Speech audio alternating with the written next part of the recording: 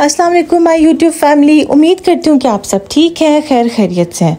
आज का टॉपिक बहुत ज़रूरी है, ख़ास तौर पे उन वालिदैन के लिए जो अपने बहनों, बेटियों, बेटों और दोस्तों के मामलात को संजीदगी से लेते हैं। जल्दी से अब अपना चाय या कॉफ़ी का मग बना के बैठिए और मेरी बात को गौर से सुनिएगा। हर किसी की ज़िंदगी में एक ऐसा फ्रेंड ज़रूर होता है जो कि बहुत टॉक्सिक होता है। वो आपकी खुशी, आपकी प्रोग्रेस को बर्दाश्त नहीं कर पाता। बज़ाहिर तो वो बहुत हमदर्द और बड़ा खुश नज़र आएगा आपके मामलात में, लेकिन वो अंदर से कुड़ेगा आपको देख देख के। ऐसा दोस्त ना सिर्फ कि आपके बच्चे के सोच पे मनफी असरात डालेगा, वो आपकी परेशानी का भी बायस बनेगा। अब कहानी ये है जी कि हमारे मिलने वाली एक खातून है जिन्होंने अपनी बेटी का निकाह अपने भतीजे से कर दिया। अब बच्चा जो है, वो लड़का, भाई, आप जो भी कहें उसको, वो एक बड़ा अच्छा इंसान है, वेल सेटल्ड है और वो उन खातून के हाथों का पला हुआ बच्चा, यानी कि घर का बच्चा है। वो उसकी आदत से और उसकी जितनी उसके अंदर उसका मिजाज है, उसकी तबीयत है, वो उससे वाकिफ़ थी। तो उन्होंने सोचा कि हाँ ठीक है, ये मेरी बेटी के लिए एक बहुत अच्छा मैच है। उन्होंने अपनी बेटी का निकाह उस लड़के से कर दिया। लड़का अच्छा शरीफ इंसान है, वेल सेटल्ड है, यूके में ही रहता है माशाल्लाह, और बच्ची भी माशाल्लाह बहुत अच्छी सादा तबीयत की है। अब वो जो हमारे मिलने वाले हैं, उनके घर का माहौल बहुत सादा है। उनको अपने घर में माशाल्लाह किसी चीज़ की कमी नहीं है। अच्छा खाते हैं, अच्छा पहनते हैं और बच्चों की हर ज़रूरियात अपनी हैसियत से बढ़ के पूरी करने की कोशिश करते हैं। बच्चे अच्छे स्कूलों में पढ़ रहे हैं और वो जो बच्ची है वो भी एक बहुत अच्छी यूनिवर्सिटी की स्टूडेंट है। अब उस बच्ची ने अपनी बेस्ट फ्रेंड को बताया कि मेरा तो निकाह हो गया है, वो तुम्हारे लिए ये सरप्राइज़ था, मैंने पहले बताया नहीं। और इस तरह जाहिर है कि उसकी वो फ्रेंड टॉक्सिक थी, तभी उस बच्ची ने अपनी उस टॉक्सिक फ्रेंड को ये बात नहीं बताई थी।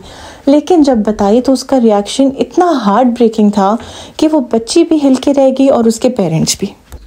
उस फ्रेंड ने ना सिर्फ तनकीद की बल्कि उसके पेरेंट्स को भी तनकीद का निशाना बनाया और उनके फैमिली बैकग्राउंड तक बात ले गई कि तुम्हारा तो फैमिली बैकग्राउंड ही ऐसा है, तुम लोग तो हो ही ऐसे लोग, तुम्हारी अम्मी पेंडू हैं, तुम लोग सादे हो, तुम लोगों ने ऐसे ही करना था और तुमने एक बड़ी उम्र के बुढ़े से शादी कर ली है।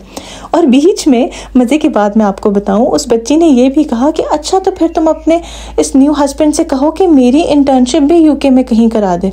वो बेटा, अगर तुम्हें इतने कीड़े नज़र आ रहे हैं तो बीच में तुम अपना फ़ायदा क्यों देख रही हो।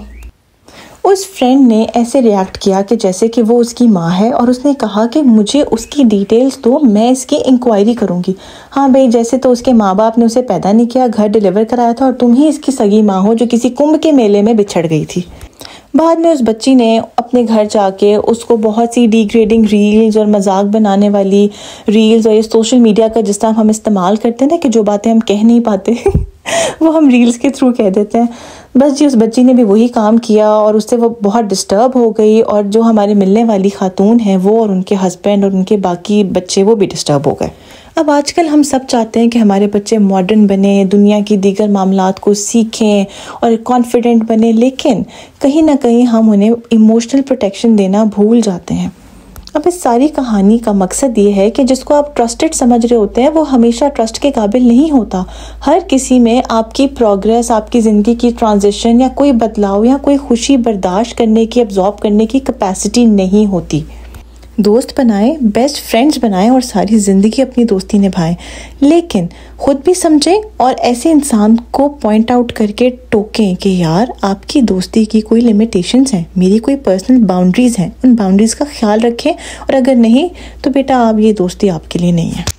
अगर आपका भी ऐसा कोई फ्रेंड है जिसकी वजह से आपको परेशानी हुई है या उसकी टॉक्सिसिटी का आप शिकार हुए हैं तो अपनी स्टोरी कमेंट बॉक्स में ज़रूर बताएं। मिलेंगे अगले व्लॉग में। चैनल को सब्सक्राइब करना मत भूलें, लाइक करना मत भूलें और आते रहिए। अल्लाह हाफ़िज़।